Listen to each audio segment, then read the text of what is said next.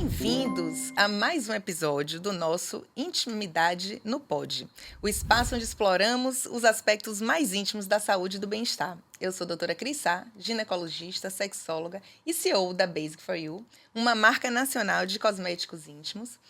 E hoje a gente está aqui para conversar sobre um tema que afeta muitas pessoas e que ainda permanece em grande parte na sombra: as dores na relação sexual. Imagine você querer ter intimidade com alguém, se conectar com alguém e ser impedido por essa dor forte, persistente e muitas vezes súbita. Essa é uma realidade de muitas pessoas e chegou a hora da gente trazer esse assunto à tona, desmistificar e discutir e, principalmente, buscar as melhores soluções para esse tema.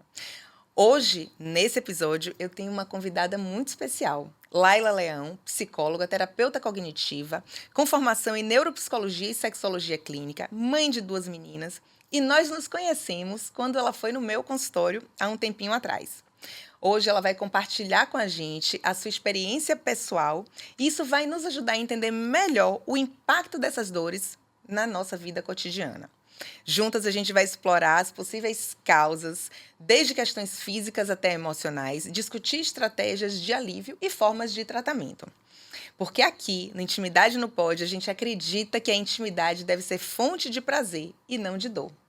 Bem-vinda, Laila. Estou muito feliz de ter você aqui nesse episódio. Ela que está com a segunda bebezinha de 3 meses em casa e deixou ela em casa para participar aqui desse episódio comigo. Então, estou muito feliz de ter você aqui. Eu também. É um prazer, um privilégio muito grande. Eu amei receber sua mensagem e esse convite tão especial. Para mim é um prazer estar aqui. Obrigada pelo convite. Que bom. Então, vamos falar um pouquinho do que são as possíveis causas das dores na relação, né? A gente pode ter o que a gente chama de termo técnico de dispareunia, vulvodynia e vaginismo. São as principais causas de dor. A dispareunia é a dor na penetração. Ela pode ser tanto na região superficial, ou seja, na entradinha ali da vulva, da vagina, como uma dor de profundidade, ou seja, aquela dor quando o pênis tem um contato na profundidade, no fundo da vagina. Então, são dispareunias de profundidade e de superfície. E a gente pode ter também a vulvodynia, que é uma dor persistente na vulva, e também o vaginismo. O vaginismo é aquela contração da musculatura do assoalho pélvico quando existe uma possibilidade de penetração. Então, são mulheres que, ao menor imaginário de que vai ser penetrada, ela tem esse tipo de dor. E aí a gente vai discutir aqui todas essas possibilidades e todas as estratégias que a gente pode usar nesses casos. Fica aqui com a gente e acompanha que vai ser incrível. Laila, bem-vinda mais uma vez. E eu pensei de você se apresentar contando um pouquinho da sua história, como foi sua trajetória, que eu acho que é uma trajetória linda. Quando eu pensei nesse episódio, a primeira pessoa que veio na minha cabeça foi você. Sim, sim. Então, doutora, eu não era sua paciente antes, né? Quando eu te busquei, eu já estava, na verdade, em tratamento, né?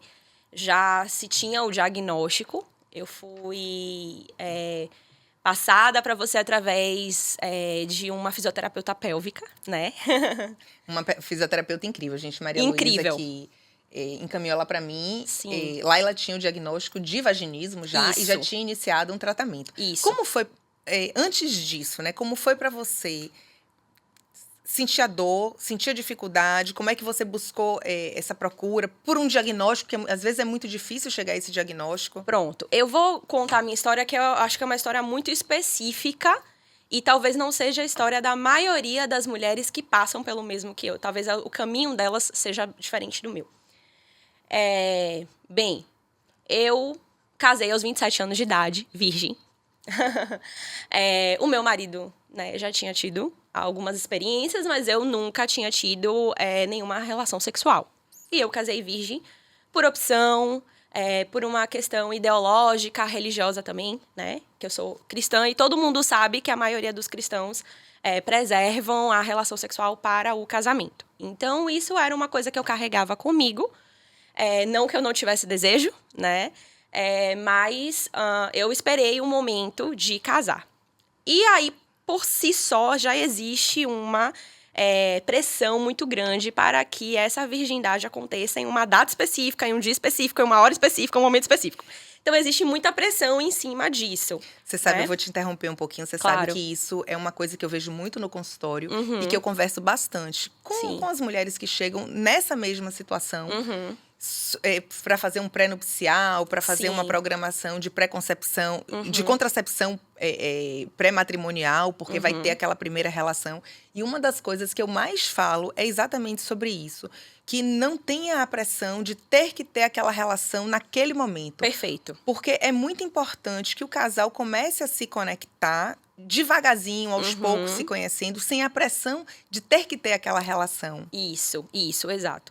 Diferente de algumas relações em que não existe essa questão de guardar, de preservar a virgindade, né? E que a gente sabe que normalmente numa relação, um casal começa tendo um pouco de intimidade, essa intimidade vai crescendo até chegar realmente ao momento de uma penetração mesmo, que o ímen vai romper, digamos assim. Vamos entender a virgindade dessa forma, o ímen sendo rompido. Uma né? virgindade, na verdade, assim, de penetração. De penetração. Porque a gente Justo. sabe que a vida sexual, ela não se resume a penetração. isso, exato. Aí eu falo virgindade pelo padrão que nós De temos na pensamento social. sociedade. Exato. Principalmente na sociedade ocidental, né? Que é bem penetrativa, digamos assim. Verdade. Né? Então, eu tive essa experiência de casar e eu tinha, na verdade, o sexo muito bem resolvido na minha cabeça. Mesmo não tendo tido uma experiência de penetração antes do casamento, na minha mente, pelo menos do ponto de vista consciente, eu não tinha tabus em relação a sexo. Então, eu já tinha conversado com muitas mulheres. Minha irmã mais velha já era casada há um certo tempo, eu conversava muito com minha irmã mais velha. E eu conversava muito sobre sexo com muitas pessoas. Eu fiz um chá de lingerie, né? Mas eu não pensava muito no momento de perder a virgindade em si. Eu pensava na vida sexual como um todo, né? Como seria a vida sexual com o meu marido, com o meu parceiro, com a pessoa que eu escolhi, né? Construir a vida, e eu tinha desejo por ele tinha desejo por mim, nós nos amávamos e eu queria viver aquilo com ele. Então, assim, eu pensava por esse lado, mas eu nunca conversei especificamente sobre o primeiro momento, né? Então, eu pensava assim, vai haver uma dor, vai haver uma certa dor, porque esse era o relato superficial que você tem. Que fica no imaginário popular, né? Vai doer, vai doer, mas vai doer, que pode sangrar um pouco, afinal é uma membrana, né? Tá ali dentro do corpo, pode haver um pouco de sangue, tem aquela questão que a gente vê em filme, novela, principalmente cultura oriental, de que se apresenta um lençol de sangue, né? Da mulher que vai perder a virgindade. Se não sangrou era porque virgem. não era virgem, o que a gente sabe que também é um mito, né? Exatamente.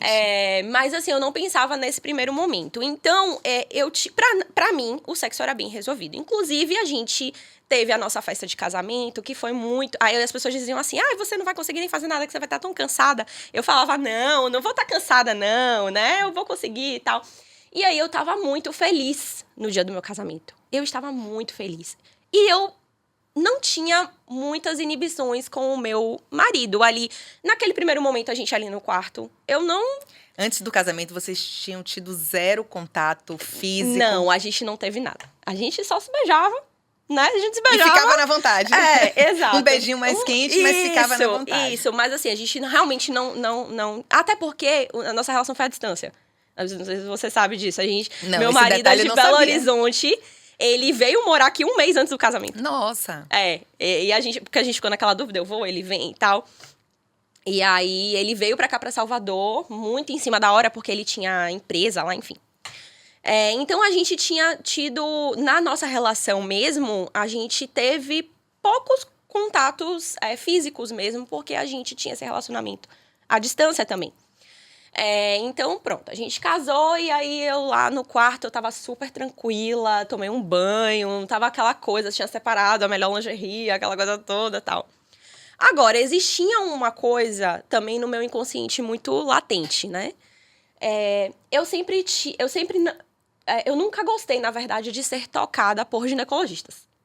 Então, eu tinha ido ao ginecologista ao longo da minha vida, né? Enquanto eu não fazia preventivo e tal. Mas eu ia em consultas ginecológicas, eu tomava anticoncepcional porque eu tinha dores muito fortes, menstruais. Então, Os ginecologistas já me indicavam tomar para interromper a menstruação, para eu não sentir aquelas dores tão fortes. Então, eu tinha uma certa regularidade anual, digamos, de ir ao ginecologista, mas eu não gostava. Pra mim... Toda vez que você tinha que ser examinada, era ruim. Eu tinha que ser examinada, pra mim era terrível. Eu já sentia que minha perna travava um pouco, né? Que era como se meus músculos enrijecessem. Você chegou a ter alguma experiência ruim, algum consultório ginecológico? Não, eu não tive nenhuma experiência negativa. Não acredito que seja trauma. Mas eu não gostava. Também isso não acontecia na minha vida diária. Eu não tinha uma vida sexualmente ativa. De vez em quando, né? Eu não era tocada, então assim, mas eu não gostava. E aí eu me lembro que quando eu era mais nova, que eu falava, eu odeio ir no ginecologista. A minha irmã mais velha falou assim pra mim, nosso Deus, quando você casar, como é que vai ser? Olha só. Eu me lembro que ela já tinha falado isso. E às vezes essas pequenas frases ficam marcadas no nosso inconsciente e a gente não tem a dimensão do quanto que aquilo pode impactar, né? Sim, exatamente. Então minha irmã meio que já previu. Fez uma prévia de como seria. Isso, de que eu teria uma certa dificuldade, mas assim, eu me lembrei dessa frase dela muitos anos depois, né? Então eu tinha essa questão com o ginecologista. E aí, claro, minha experiência mudou depois de você, viu, doutora? Realmente, minha experiência mudou depois de você. Mas, enfim, lá no quarto, a gente começou da forma tradicional, se beijando, carícias, toque, tarararará. A gente tinha uma certa ansiedade, porque... Era a primeira vez, tava todo mundo nu ali junto. Exato, apesar de que ele não era um inexperiente, mas ainda assim, né, existia aquela coisa... Era a primeira vez com você, gente. E assim, a primeira vez do casal é sempre a primeira vez de um casal. E primeira vez casados, né? Assim, foi a primeira experiência dele também casado. Então, pra ele era uma primeira vez também, né? Uhum. Então, enfim. Até que, enfim, quando ele foi tentar fazer a penetração... Eu fechei a perna. Aquela coisa involuntária, sabe? Eu fechei a perna e automaticamente a minha perna começou a tremer. Eu me lembro, assim, da minha perna tremendo. Sabe quando tem aquela musculatura cansada? Quando a gente faz uma atividade física... É involuntário, né? Aquele tremor involuntário. Isso, quando a gente carrega aquele peso na perna. Tipo uma musculação. E aí a gente carrega aquele peso e a perna depois fica, assim, tremendo de uma forma que a gente não consegue controlar. Foi esse tipo de tremor que eu tive na perna. E aí, ele tentava, parava, e a gente continuava, e aí tentava, e aí... até que chegou um momento que eu comecei a sentir muita dor, e aí eu comecei a falar... Na tentativa de penetração. Na tentativa ainda. Ele tentava, eu dizia... Eu comecei a sinalizar realmente que tava doendo muito, que eu não tava conseguindo. Até que chegou um momento que ele falou, não, vamos parar aqui, vamos descansar, né? Não tá sendo bom desse jeito. Não tem pressa. Ele foi maravilhoso, meu marido. Não tem pressa, a gente tem a vida toda. Aí eu desabei. Aí eu comecei a chorar, fiquei extremamente frustrada. Nesse momento já houve um pouco de sangue já saindo, então eu percebi que existiu ali realmente como se fosse um início, né? Aquilo não me assustou tanto, mas, enfim, a gente... Dá até às vezes uma dúvida, né? Penetrou ou não penetrou? penetrou? Exatamente. E aí a gente parou, e aí a gente dormiu. Eu me lembro que eu praticamente não dormi, na verdade. Ele dormiu, igual uma pedra do meu lado. E você arrasada. Eu arrasada. Eu praticamente não dormi. E assim, no vaginismo tem uma característica muito importante que é o desejo de ter a relação. Isso. Diferente de outras situações que a mulher às vezes não tem desejo nenhum. No vaginismo, ela tem o desejo de ter a relação, mas involuntariamente tem essa contração dessa musculatura que não permite a penetração. Uhum. Então, provavelmente, você tinha um grau 3, 4 de vaginismo, que são os casos mais graves, né? Que realmente não consegue ter a penetração. Não é simplesmente assim, não é coisa da sua cabeça, não é o que a gente fala muito aqui na Bahia de piti, né? Sim, não sim. É um medo, uma contração involuntária que é muito maior do que aquela situação física que a pessoa está imaginando ali na hora. Exato, justo. E aí, como foi nesse processo a sua busca por um diagnóstico, né? Porque antes de ter um tratamento, você tem que ter um diagnóstico. Isso, perfeito. Bem, eu tava ainda na Praia do Forte, que foi onde eu casei, num hotel. E aí, no dia seguinte, a gente foi pro aeroporto pra poder... Não, a gente foi pra casa, na verdade. No dia seguinte... Não, perdão. Recapitulando. De manhã, nós tentamos novamente. E aí, foi mais sangue, e foi mais choro, e mais dor. E eu me lembro que eu passei aquele dia todo arrasada. Eu tenho que trazer isso porque os aspectos emocionais, eles só foram colaborando para o agravamento da minha situação. Claro. Né? Então, eu fiquei muito frustrada. Aí, a gente foi à noite para o nosso apartamento, que a gente já tinha montado. A gente Felizes, foi pro nosso apartamento, casados na casa porém, nova. Eu só chorava. Eu só chorava. E aí, ele falou, vamos dormir abraçadinho hoje, tá tudo bem. Amanhã de manhã a gente vai pegar o nosso avião, a gente vai pra Punta Cana. Tá, né, pro nosso resort, a gente vai ser feliz e tal. Vamos lá. E aí, a gente dormiu, assim, abraçadinho. E eu ainda muito frustrada, muito triste. E aí me veio a ideia assim, não, no aeroporto eu vou numa farmácia e eu vou pedir uma xilocaína, que eu lembrei que existia. Uma xilocaína de uretra, né? Não sei, alguma coisa que é um assim. creme anestésico pra aliviar a dor. Exatamente. Aí fui eu me lembro que na Conexão em São Paulo, eu passei numa farmácia e falei, moça, por favor, salve meu casamento. Eu tô tendo muita dor, eu casei virgem, contei tudo pra farmacêutica. Aí ela foi, tem um creme aqui que eu posso passar pra você e tal. Ela me passou, eu levei pra lua de mel. E aí nós tivemos várias experiências, com penetração, sem penetração. E toda vez que ia pra penetração, dor, lágrimas, sofrimentos, constrangimento, frustração, da minha parte, não da dele. Meu marido tava muito tranquilo. Né? Eu tive Olha que legal, porque assim, esse privilégio. Ter um parceiro, uma parceira nesse momento que esteja ali junto com você, que lhe dê a mão, que lhe acalme, é tão importante. Sim. Porque se do outro lado você tivesse uma pessoa ainda lhe pressionando, insistindo, até de alguma forma forçando, talvez toda essa situação tivesse sido ainda muito pior. Muito pior, com certeza. É por isso que eu falo que eu fui muito privilegiada, realmente muito abençoada por ter o meu marido, meu parceiro comigo, vivendo tudo isso comigo. Porque ele literalmente viveu tudo isso comigo, Claro. Né? O problema era meu, mas era nosso. Não, mas é um problema, assim, que é do casal. Isso. Porque a vida sexual, ela não É dos de uma dois. pessoa só, ela é do casal. Exato. Sempre. Justo. E aí, enfim, lua de mel foi isso, voltei. Aí minha mãe perguntou, e aí, minha filha, como é que foi? Doeu? E aí eu não tive coragem no primeiro momento, falei, não, doeu um pouquinho e tal, mas a verdade é que eu ainda me considerava virgem. A gente ainda não tinha conseguido manter uma relação sexual até... E tem um pouco de vergonha também, de não conseguir dizer para as outras pessoas, eu não Sim. consegui, né? Isso. A xilocaína, na verdade, foi péssima. Foi terrível, gente, porque... Não façam isso. Não façam isso, né? Eu não vou nem falar o que aconteceu, mas enfim, vocês conseguem imaginar. Imagina um anestésico também pro homem, né? Também não dá certo, Porque também o que não é que funciona. acontece, gente? O creme anestésico, ele tira a sensibilidade local. Então, Isso. mesmo até que tenha uma relação, uma penetração, o homem não consegue. ele não sente também, porque Exato. o pênis vai acabar ficando anestesiado. Exato, foi exatamente então, o que aconteceu. Fora os riscos de você estar colocando uma quantidade de creme Isso. anestésico muito grande, esse creme ali na mucosa, ele pode fazer uma intoxicação, então depende da quantidade que você coloca. Então, além de não ser legal, apesar de você conseguir ter uma relação naquele momento, aquilo ali não é sustentável, né? Então... Exato. Então, doutora, quando eu já estava voltando pra minha casa, eu me lembrei que quando eu estava me formando, eu já estava formada quando eu casei, né? Quando eu estava me formando, eu estava numa conversa, assim, com algumas colegas. E fica aquelas perguntas, né? E aí, você vai pra qual área? Você vai pra qual área? Você vai fazer o quê? Você vai fazer o quê? Eu me lembro... Eu acho que essa conversa salvou minha vida. Com essa minha colega que se formou comigo. Eu perguntei a uma colega pra qual área ela queria ir, porque ela queria ir pra clínica, mas assim, na clínica atendendo o quê, né? Qual nicho? E aí ela falou, eu gosto muito da área de sexologia. Aí sexologia? E isso é área? E isso é área? Aí ela falou, então, porque existem muitas mulheres que sofrem de disfunção sexual, né? Dores na relação sexual e tal. E na época, ela me falando tudo isso, eu já, pra me formar, ou seja, eu já tinha concluído toda a minha grade curricular, Isso tudo tem que eu uns 10 precisava anos, estudar. né? Sim, tem mais de 10 anos que eu me formei. Não, tem 10 anos que eu me formei. E aí ela falou que sim, psicólogos poderiam atender, né, esses tipos de casos e tal.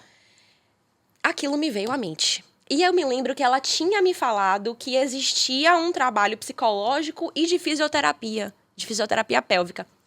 A minha mente me trouxe aquilo, né? Então, quando eu cheguei em Salvador, a primeira coisa que eu fiz foi pesquisar fisioterapeuta pélvico. E aí, na minha primeira pesquisa, apareceu Malu.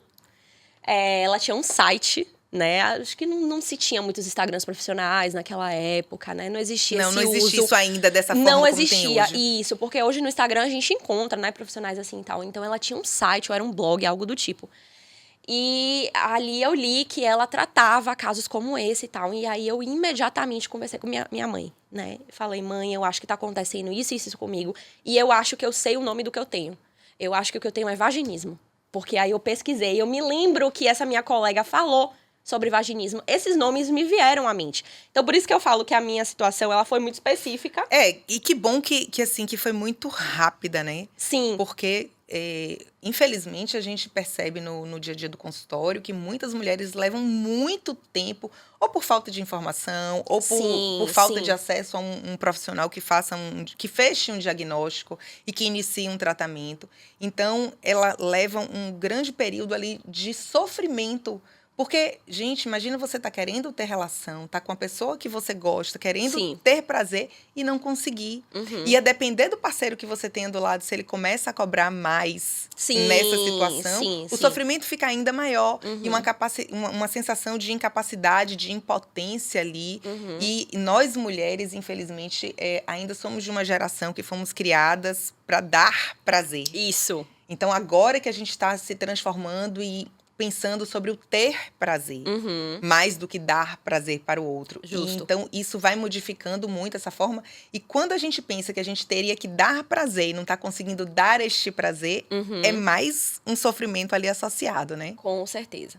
Eu procurei Malu imediatamente. Enquanto isso, eu estava numa busca também por uma ginecologista para chamar de minha. Porque as experiências que eu fui de ginecologistas pós esse período, né, quando eu cheguei em Salvador, depois da minha lua de mel e tal, foram também desastrosas. Eu ouvi coisas do tipo, toma um vinho pra relaxar, sabe? Teve uma que trocou só a pomada anestésica. Tipo, em vez dessa aqui, você vai passar essa aqui. Você vai usar essa aqui. Coisas nesse nível, né? Então, chegou um momento também do meu tratamento com Malu que ela falou, Laila, você também precisa de um acompanhamento ginecológico adequado, né, e tal. E aí, foi aí que ela me indicou você, que eu te procurei, que a gente, né... você fez parte já do meio pro final, né, do meu processo. E eu também precisei, em determinado momento, fazer terapia, né? Porque eu comecei a fazer uma evolução física, né? Mas o meu emocional, do meio pro final, bloqueou. Porque existia essa cobrança, né? De que eu tinha que dar resposta, de que eu tinha que dar resultado rápido, porque minha vida de casada estava passando e eu precisava atender, né?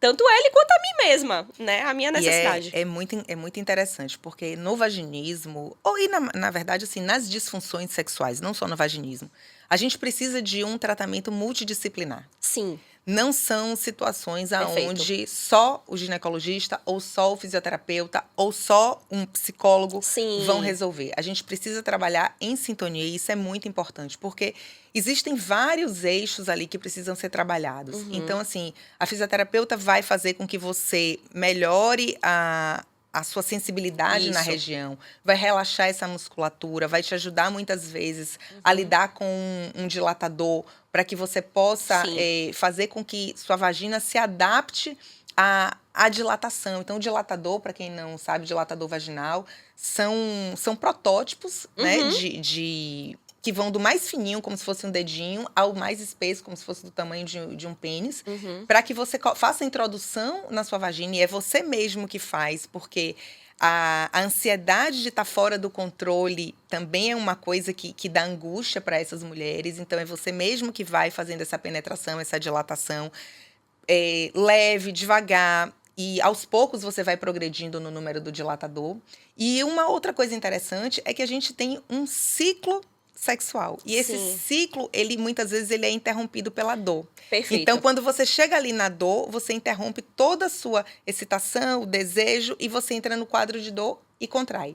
Então, a gente precisa interromper também esse ciclo emocional para que você consiga permitir e ter prazer. Isso, eu me lembro que uma das colocações no tratamento foi: vocês precisam interromper as tentativas. Né? E eu, como assim? A gente tem que interromper, né?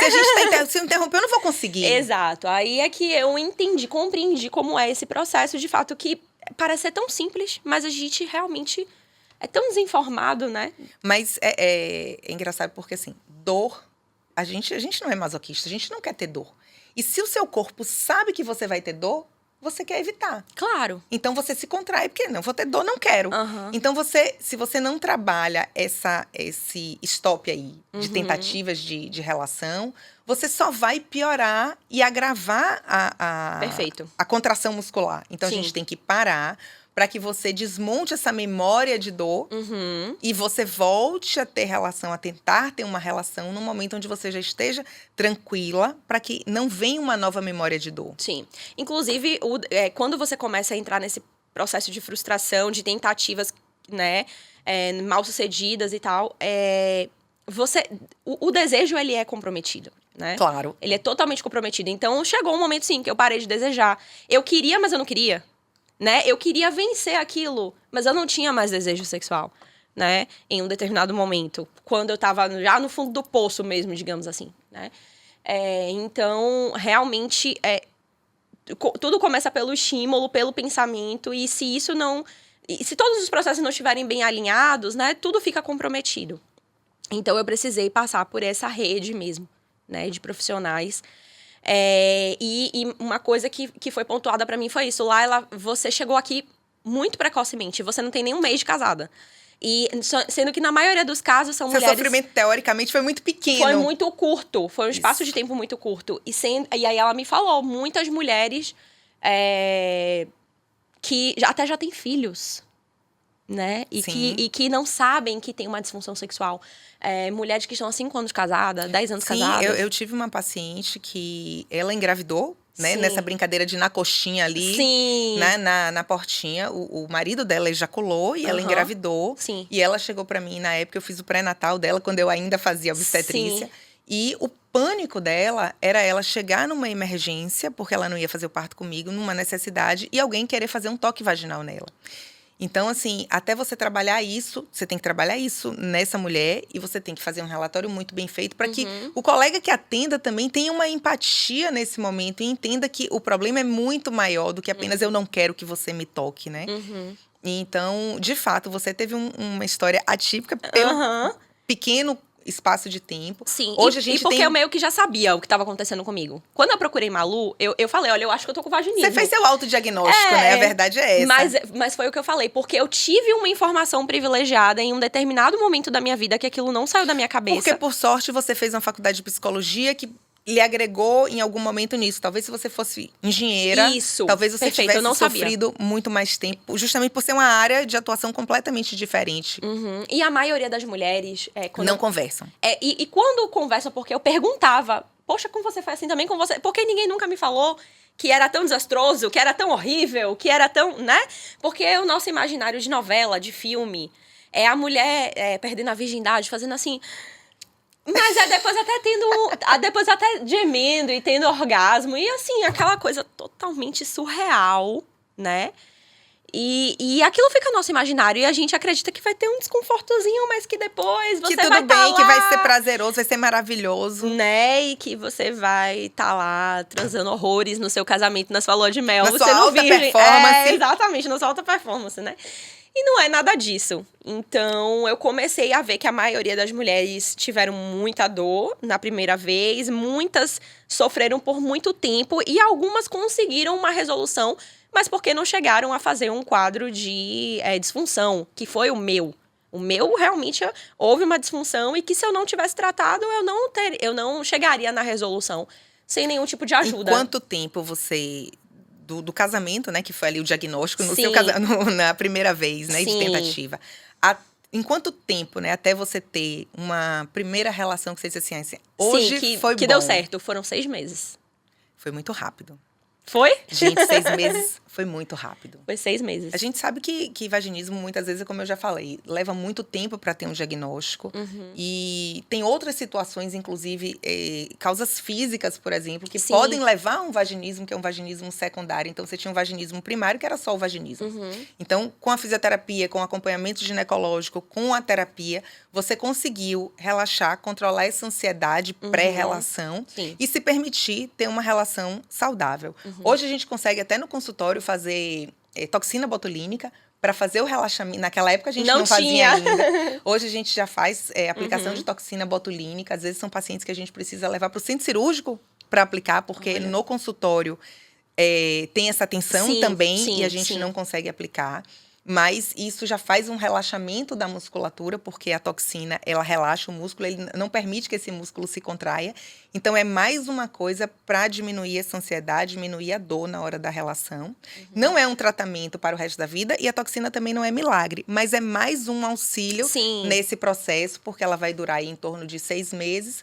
É o tempo que você começa a ter uma relação prazerosa e a gente bloqueia esse estímulo de dor para que você tenha realmente um relaxamento e uma relação satisfatória. Mas, assim, tem pacientes, por exemplo, que tem dor, que o quadro de vaginismo começa pela dor física. E aí pode ser por um ressecamento vaginal, tanto pós-parto quanto pós-menopausa. Essa mulher começa a ficar ali atrófica, ressecada, começa a fazer fissura, começa a ter dor em cima de dor, ela começa a ter essa contração e evitar a relação. Já tive paciente, por exemplo, que tinha um ímen extremamente espesso e ela não conseguia ter relação. Ela não conseguia ter penetração porque aquilo ali dava muita dor para romper. E depois de ter... Essa é uma paciente que foi linda a história dela, porque depois dela ter rodado muito, quando ela chegou para mim, eu disse, nossa, seu ímen é muito espesso, a gente vai precisar fazer uma cirurgia para remover ele. Olha. E depois disso, ela conseguiu ter relação. Então, assim, são histórias que emocionam, porque é muito bacana. E é uma causa orgânica. é uma causa orgânica. Uma causa orgânica. Eu já tive uma outra paciente que também tinha muita dificuldade e no exame físico ela tinha a parte óssea dela muito baixa. Então era uma pelve que era mais achatadinha e a parte óssea que a gente tem aqui na frente, ela era mais baixa. Então, na hora da relação, o pênis batia muito ali na parte do osso e ela sentia muita dor. Então, essa era uma paciente que a gente não tinha muito o que fazer, a não ser ela se adaptar, relaxar. Então, ela foi para fisioterapia também, ela fazia uso de dilatador, para poder se acostumar com essa anatomia, que era o que ela tinha. E tirar o foco da penetração também É na super relação importante. sexual. Isso é muito importante, porque não é só vencer o vaginismo. Assim, eu falo para mulheres que, por exemplo, como eu, já identificaram uma dor logo quando perderam a virgindade.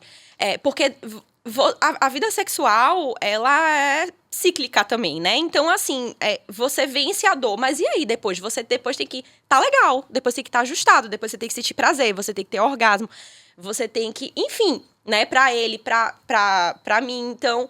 É uma dança, não é uma coisa rígida, fixa. Então, assim, pronto, vencemos a dor, agora vamos ter uma vida sexual plena. Não, existem ainda muitos entraves, né? Existem alguns momentos, isso aí é uma pergunta que eu tô te fazendo. Sim. Existem alguns momentos que você vai ter relação e você ainda pensa, tipo, será que vai doer? Sim. Sim, eu não tive... nunca mais eu tive algo como aquilo. Uma resistência muscular tão grande, um desespero... uma impossibilidade de penetração clara ali na nossa relação. Não, eu não cheguei a ter nenhum episódio. Uma vez vencido, não cheguei a ter como aquele. Mas, assim, existem momentos que demora mais entre uma relação sexual e outra. Então, filho, puerpério, viagens e tudo mais.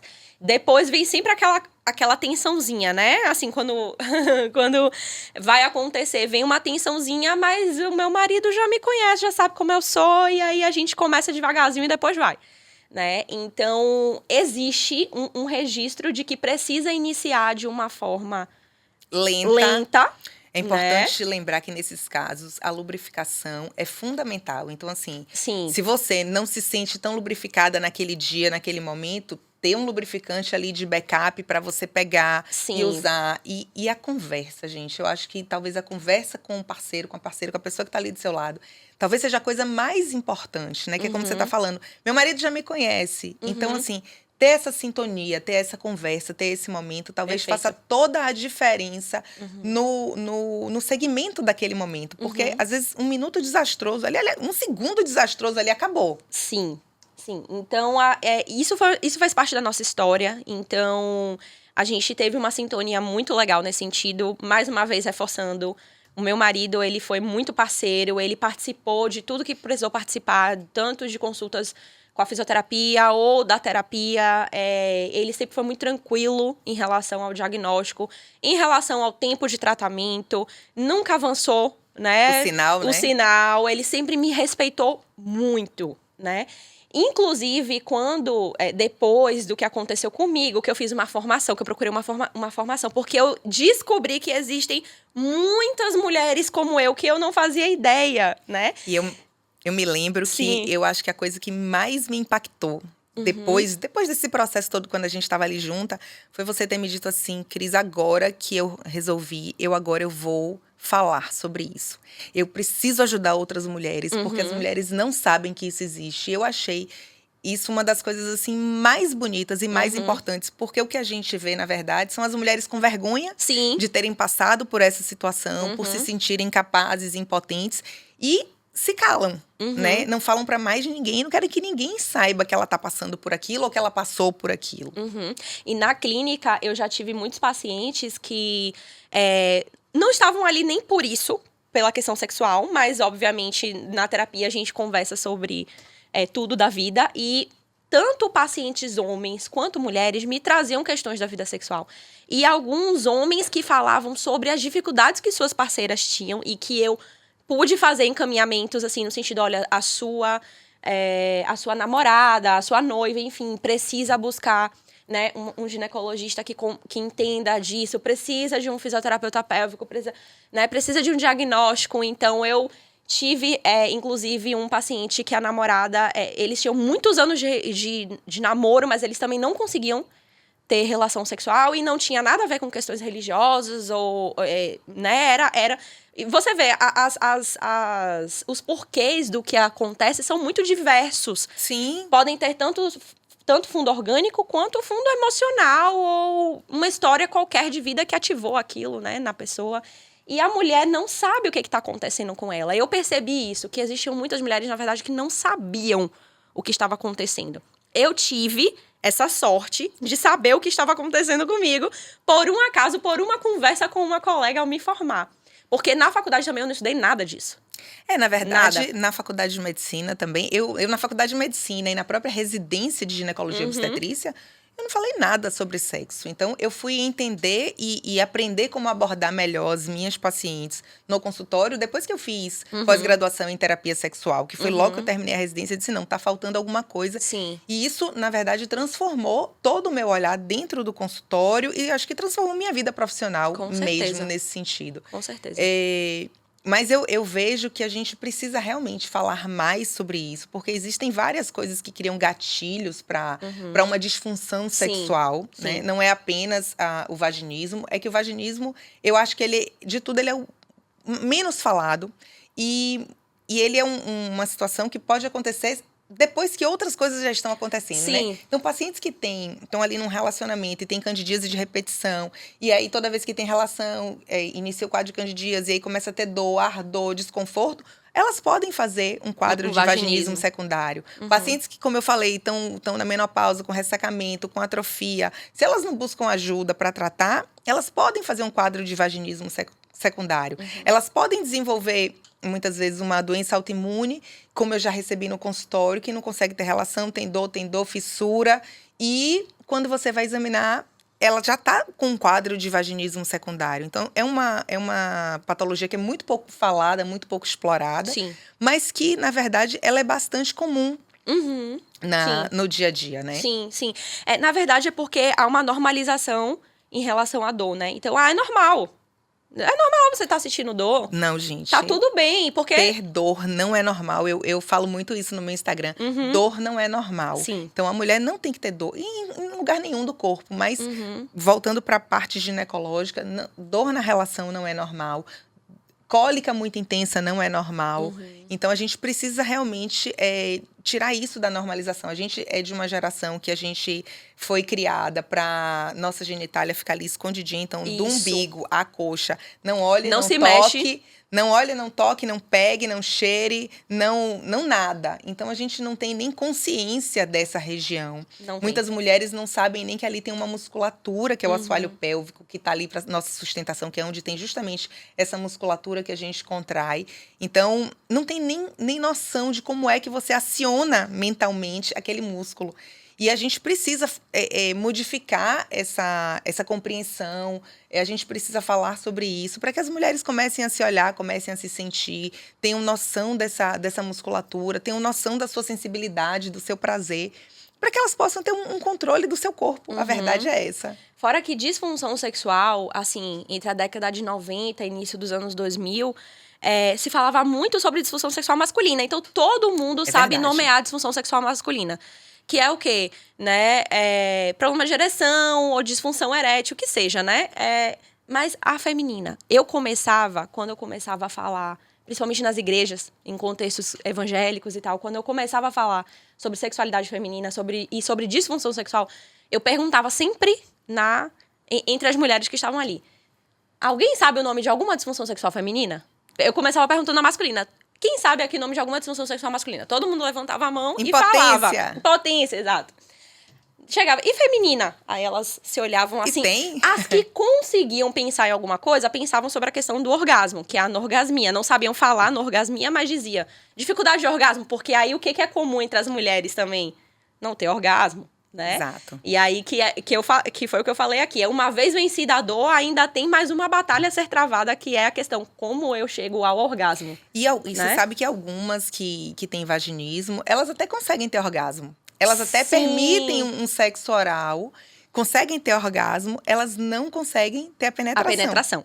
E aí, mais uma vez, a sociedade penetrativa, né, que a gente tem. Então, todo o nosso imaginário é construído em cima de ter prazer com penetração, né, por causa de novelas e filmes e tudo que a gente constrói. Especialmente, eu cresci na década de 90, do oba, oba, oba, já banheira do Gugu, aquelas coisas todas altamente sexualizadas. É verdade. Né? É o tchan. Então, a gente fala, hoje em dia tem muita coisa sexualizada, mas na década de 90, já tinha. A sexualização também, ela era muito exposta. E aquilo ia pro nosso imaginário. Então, existiam simulações de relações sexuais. Então, boquinha na garrafa, né? E existiam aquelas coisas de mulher sair correndo e sentar assim em cima do homem com uma bexiga pra poder estourar. Aquelas maluquices da década de 90, né? Que a gente olha assim e fala, meu Deus, existe isso Como mesmo é que a gente assistia numa isso, tarde né? de domingo, né? Mas ok. E aquilo tudo vai pro nosso registro mental. Né? Então, assim, nós éramos, sim, estimuladas sexualmente, as mulheres. Não vou dizer que não éramos, mas a gente não era muito claro para nós. É que, na verdade, era um estímulo como produto. Sim. Né? A mulher como produto sexual. Objetificação. Exatamente. Sim. Não como a mulher como protagonista da sua vida sexual, que eu acho que isso é o que a gente começa a ver mais. E eu diria que principalmente depois da pandemia. Eu acho que a mulher começou a se olhar mais de uma forma diferente. Eu falo muito sobre a questão dos nudes, né? Depois desse advento de se manda nudes e tal, a mulher começou a se enxergar, porque ela bota o celular, tira uma foto, aí ela olha. Então ela passou a se visualizar de uma forma diferente, ela começou a se preocupar sobre o aspecto da sua região íntima, que isso antes não se falava, não se preocupava. Então, acho que isso também muda a percepção feminina sobre a sua região íntima. Eu também, como cresci na década de 90 e num contexto... eu não falo nem por ser cristão, tá, doutora? Mas é assim, a minha família em específico. Os meus pais, eles não conversavam coisas muito íntimas comigo. Nós tínhamos uma excelente relação, né? Os meus pais são maravilhosos, me deram uma ótima educação. Eles nunca foram fechados quando a gente trazia alguma coisa, mas eles também não eram muito de investigar. Entrar em qualquer assunto. Exato. Então, assim, a gente nunca tinha conversado abertamente, claramente sobre isso. Acredito que as novas gerações estejam um pouco diferentes. Sim, não, ou viu? Não, em parte, talvez um pouco melhor eu em acho comparação. que tá um pouco mais aberta, Sim. mas assim, a gente ainda vê muitas famílias que não conversam. Sim. Então, eu acho que a gente tem mais abertura, a gente tem um mundo de mais facilidade e mais informação, a gente tem um mundo de mais exposição à pornografia, à sexualidade livre, aberta, mas a informação, ela tá ali também para quem busca. Então, eu acho que isso facilita um pouco, né? Sim. Mas eu vejo que, assim, essa coisa do você falar sobre o assunto juntar mais mulheres para entenderem sobre isso. Muitas vezes o meio religioso faz com que as mulheres fiquem ainda mais caladas. Isso. E Apesar... aceitando situações Sim, que elas não precisavam. Isso, apesar de que eu não vou dizer que não existem repressões. Existe repressão tanto no meio religioso quanto fora, na verdade. Mas eu também... Com isso tudo que aconteceu comigo e esse movimento de ir até as mulheres e ser convidada, eu também percebi muitas líderes e influenciadoras do meio cristão também se abrindo para vamos entender isso, vamos ver o que é que acontece também. Porque, é claro, todo mundo quer que as famílias sejam felizes, que os relacionamentos sejam saudáveis, que os casamentos sejam saudáveis. A gente tem esse interesse. Sexo é uma forma de conexão plena de um casal. Fundamental. Mas uma coisa que eu inclusive, falo muito nas igrejas, né? Eu falo assim, um grande problema que nós temos é que, e que eu nunca esqueci também disso que você falou pra mim, é que a gente tem essa obrigação, né, de ter aquela perda de virgindade, aquele ato sexual naquele dia. Como se fosse, assim, um rito de passagem ou algo nesse sentido. Obrigatório. Quando que não existe essa obrigação, né? Então, a gente precisa reprimir os nossos impulsos sexuais. Eu vou usar esse termo. Não é assim que a gente fala, tá? Mas eu vou falar para que as pessoas entendam. A gente precisa, de uma certa forma, controlar os nossos impulsos sexuais. Mas a partir do momento que a gente casa, não. Aí agora a gente tem que transar loucamente. Eu falo isso, né? Assim, você não pode, e de repente você pode tudo. Não só pode, como é obrigada. Tem que fazer, exatamente. Tem que. E pode tudo. E você nunca esteve tão próxima daquela pessoa, fisicamente falando, né? Por mais que você tenham conversas, estejam íntimos. Mas assim, você nunca esteve tão próximo, você nunca ficou sem roupa na frente daquela pessoa. Sim. Né? Então, quando você tem um namoro onde não existe essa restrição do momento sexual, você pode se descobrindo, você pode se tocando, fazendo brincadeiras, até o momento que você tenha um conforto ali, dizer, não, agora a gente vai transar, agora eu me sinto pronto e vou transar.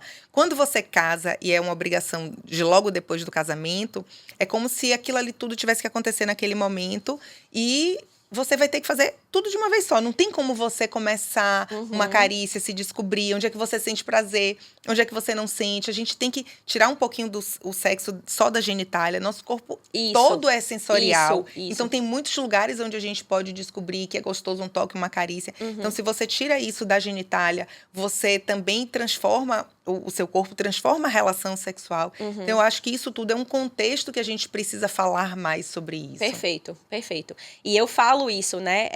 Não, a gente não tem que a gente não tá casado pra sempre, então pronto. Então, vamos lá. Se a ideia do casamento, principalmente no meu contexto, né? Sim. É de um casamento perpetuado pra vida, digamos assim.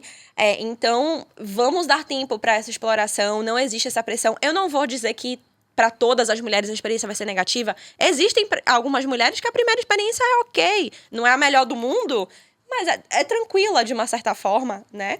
Mas não precisa ser... Eu me lembro que você falou isso, né? Não precisava ser assim, né? Tão rígido, naquele momento, naquela hora. Não tinha que ser. Não tinha que ser daquela forma, mas a gente carrega essa obrigação, isso no nosso inconsciente e no nosso consciente.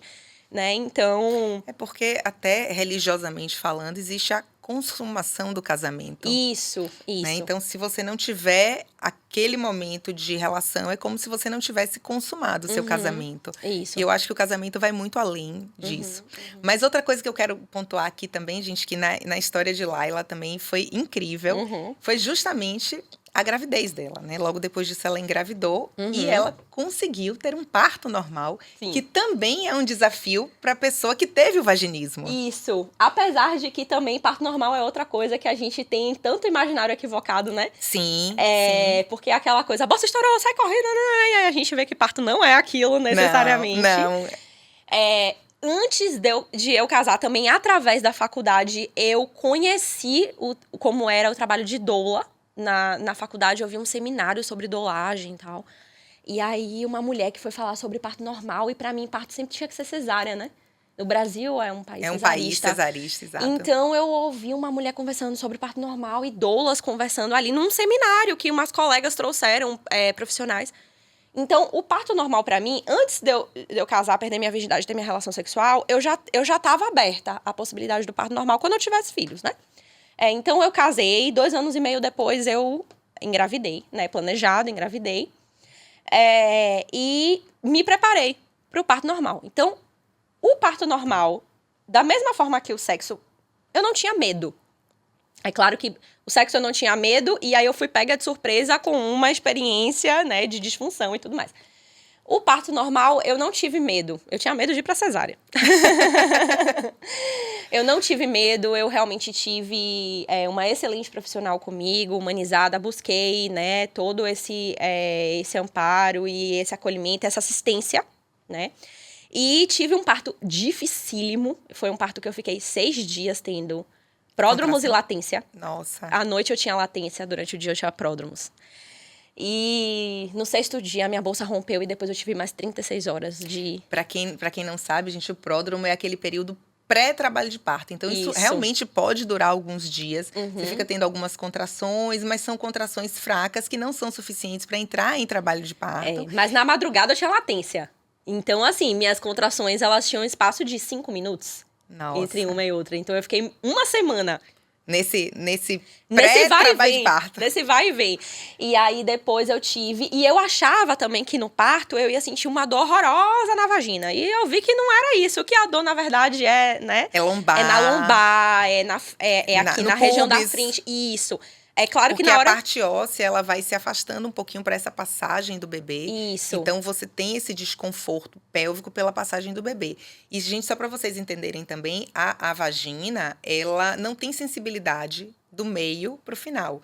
Então, porque se a gente tivesse, a gente não conseguiria passar a cabecinha do bebê. A gente tem a sensibilidade ali no terço externo, né? Mas já na saída. Só que você tem que também relaxar essa musculatura para a passagem desse bebê. E aí eu tive... Tudo no meu parto foi muito longo. Inclusive o meu expulsivo, que é o momento que o bebê, né, já tá ali pra com sair. A cabecinha aparecendo. Isso, normalmente o expulsivo dura até 1 hora. Meu expulsivo durou 3 horas. Então, tudo no meu parto foi muito difícil, no sentido de tempo. Foi muito dolorido e tudo demorou muito. Mas eu consegui, eu pari, né? E depois eu também fiquei um certo tempo também sem ter relação sexual. Eu demorei um pouco, porque eu sentia, assim... ainda um certo desconforto, foi medo. Eu tive também... eu não cheguei a ter laceração, mas eu senti um pouco da região dolorida, digamos assim, né? Então, pra ir ao banheiro, necessidades e tal, eu ainda tinha um certo desconforto, então eu demorei um pouco. Também eu tive depressão pós-parto, isso aí é uma outra história, fase. Uma outra fase. Você chegou a se sentir... sem lubrificação, ressecada pra voltar a ter relação? Doutora, isso aí eu nunca tive. Olha, eu nunca tive. Eu sempre fui um rio. Olha que interessante. Isso sempre foi muito contraditório pra mim. Como que eu posso ter uma disfunção sexual se a minha lubrificação é ok? Mas, gente, a lubrificação é importante falar, né? Porque algumas pessoas têm dúvida justamente como você tá falando. Isso. A lubrificação vem do desejo, da excitação. E aí você transborda ali a parte da mucosa. E é onde você fica molhada, digamos assim. Sim. E isso independe de você estar com o vaginismo. Se você tem o medo da penetração ou não, porque isso parte do desejo. Claro que se você tá com um hormônio mais baixo, uma mucosa mais ressecada, você pode diminuir essa lubrificação. Se o relacionamento não tá bom, você pode diminuir essa lubrificação. Então, também a gente tem que falar sobre o relacionamento que não tá bom, porque nada é sem a presença do outro ali, quando a gente tá falando de uma relação de um casal. Sim. Mas isso independe. Isso. Uma coisa que eu aprendi na minha formação, Cris, que é muito... Que foi, assim, uma mudança de chave pra mim. A gente pensa muito na nossa relação afetiva e na nossa relação sexual. A relação afetiva, a gente sabe muito bem o que é, eu não preciso nomear aqui. Mas a relação afetiva, você não tem só com sua parceria, né? Ou com o seu parceiro. Você tem relação afetiva com seu pai, com sua mãe, com outras pessoas da sua vida. Existe a relação afetiva específica da pessoa ao qual você tem uma relação amorosa. Mas você entende muito bem como construir uma relação afetiva. A relação sexual também, todo mundo sabe o que é. Mas existe um meio termo aí, que é a relação erótica. A relação erótica é tudo que a gente... Ou melhor, tudo que tem cara de sexo, mas não é sexo.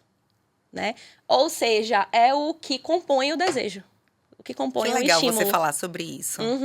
Porque os casais, eles ficam muito focados ou na relação afetiva ou na relação sexual. Mas, às vezes, eles têm uma boa relação afetiva, mas eles não conseguem ter uma boa relação sexual e não entendem o porquê. Poxa, se a gente é parceiro, se a gente caminha legal, por que isso aqui não funciona? Né? Porque já pula direto da relação afetiva para a relação sexual. E isso é tão interessante porque o sexo para a mulher é muito diferente do sexo para o homem. Sim. O sexo para o homem, ele é muito visual. Instantâneo. Exatamente. É um botão de liga e desliga. Ele viu, teve vontade e ligou. É muito, muito retilíneo. O da mulher oscila completamente a depender do mês, do dia, do humor, do momento do ciclo menstrual, da fase de vida, do momento de trabalho, se tá com filho pequeno, se não tá. E também do relacionamento. Então, se o marido levantou aquele dia mal-humorado, não deu bom dia e já começou o dia brigando, de noite nem espere que ele venha buscar um sexo que não vai ter porque é vontade zero.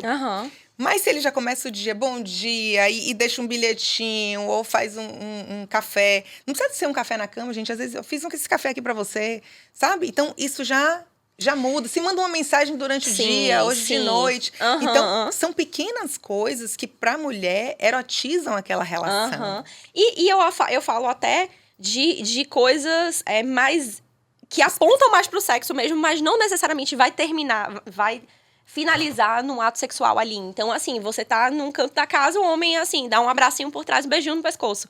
Exato. Isso é erótico.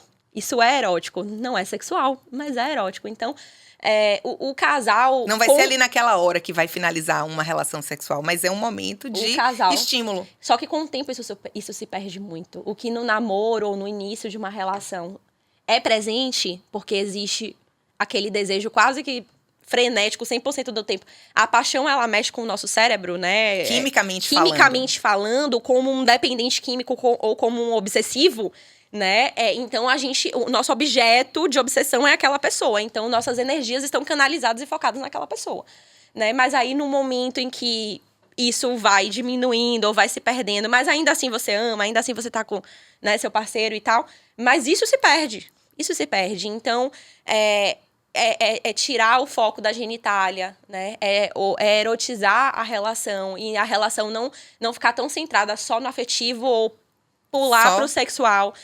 Fica uma sensação de que tem algo ali faltando. E isso, inclusive, pode chegar a ser gatilhos depois para uma anorgasmia, outras disfunções sexuais, né? Que podem acontecer no corpo de uma mulher. Eu falo muito no consultório que a gente precisa estar sempre recasando com o nosso parceiro, com a nossa parceira, porque a gente vai se modificando ao longo do tempo. Então, assim, para que uma relação ela seja duradoura, a gente precisa estar sempre ali se reconectando, né?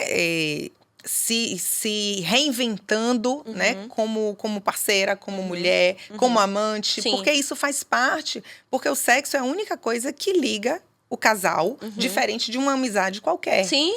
Né? Então, o sexo leva a uma cumplicidade, leva a um momento único de parceria. Então, assim, é uma coisa que o casal precisa preservar e que precisa ser bom. Sim. Sexo não é pra ter dor, ele precisa ser bom. E cada vez que você faz um sexo bom, você tem vontade de fazer mais sexo. Diferente de quando você tem um sexo ruim, com dor, que você quer entrar ali no ciclo de evitar. Então, eu acho que a gente tem que realmente, como profissionais da área da sexualidade, a gente precisa realmente, cada vez mais, trazer informação, trazer esclarecimento para essas mulheres que sofrem com essas dores, com essas angústias, que estão sozinhas, que estão muitas vezes sem diagnóstico, e explicar que existe tratamento, que busque ajuda, não fique só, porque essa solidão muitas vezes traz mais dor, além da dor física que ela está sentindo. Eu costumo brincar que o vaginismo como um espectro que a psicologia também abraça, digamos assim, porque não é um problema só ginecológico, nem só da fisioterapia, nem só da psicologia, é uma tríade, digamos assim, né?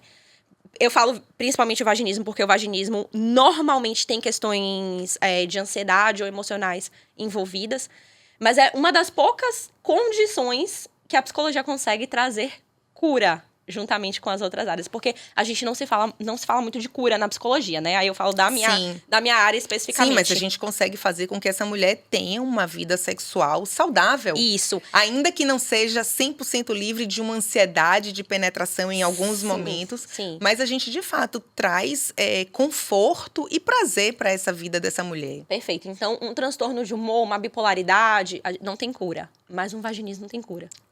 Eu acho isso incrível. Isso eu acho lindo. Eu falo, gente, tem cura, porque eu sou a prova viva disso.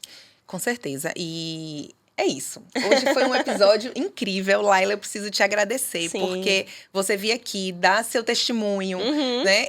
E graças a Deus hoje, depois do seu quadro, você ter parado para estudar, para também trabalhar nessa área e poder integrar a sua história, que sempre vai ser uma coisa que vai se conectar com as dores de outras mulheres, Com certeza. com a sua prática clínica. Eu acho que isso é fantástico. Eu sou fã do seu processo, porque eu acho que ele foi transformador, não só para você, mas para todas as vidas que você consegue impactar com isso. Eu tô muito feliz, quero te agradecer. Dá uma mensagem final para os nossos ouvintes. Ai, meu Deus, depois de já ter falado tanto. É isso, gente. Tem cura. Vaginismo tem cura. Disfunção sexual tem cura. E o mais importante é a gente sempre buscar profissionais qualificados, a gente não desistir. Sempre tem alguém que vai nos ouvir, que vai nos acolher, que vai compreender a nossa demanda. Por mais difícil que possa parecer, existem situações que às vezes a gente se vê um pouco desamparado, mas se a gente insistir, a gente consegue. E o mais importante, sexo, ele precisa ser naturalizado, e aí, quando tem problema, o problema também precisa ser naturalizado no sentido de buscar ajuda. A ajuda, ela precisa ser naturalizada, na verdade, né? Assim como a gente fala em relação à psicologia, problemas psicológicos também, a gente não pode ter medo, não pode ter vergonha. Eu sou uma pessoa sem vergonha. Eu costumo falar isso. Eu sou sem vergonha mesmo. Eu não tenho medo nenhum de falar sobre nenhum processo difícil que eu tenha vivido na minha vida. Não só o vaginismo, mas como todas as outras coisas que eu vivi depois, depressão pós-parto, enfim.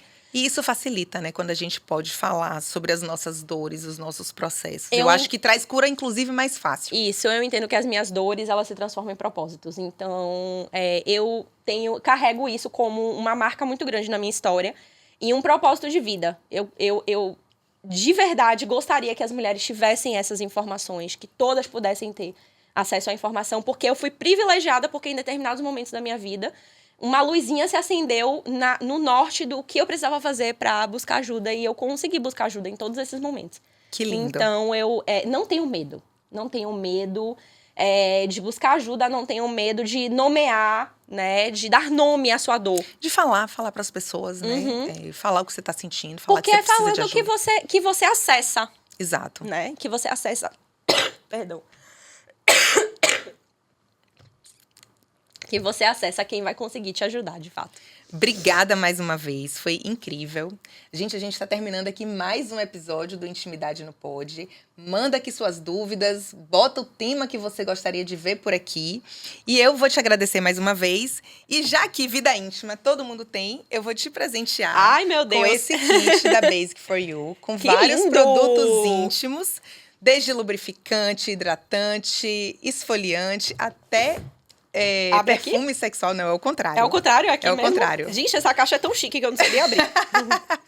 Que linda! E, enfim, quero te agradecer. Quero chamar vocês para vocês divulgarem os nossos episódios. Encaminhe esse episódio para aquela amiga, para prima, para quem você acha que pode estar precisando ouvir essa informação, porque compartilhar a informação, eu acho que é a coisa mais importante que a gente tem hoje em dia. Até o próximo episódio.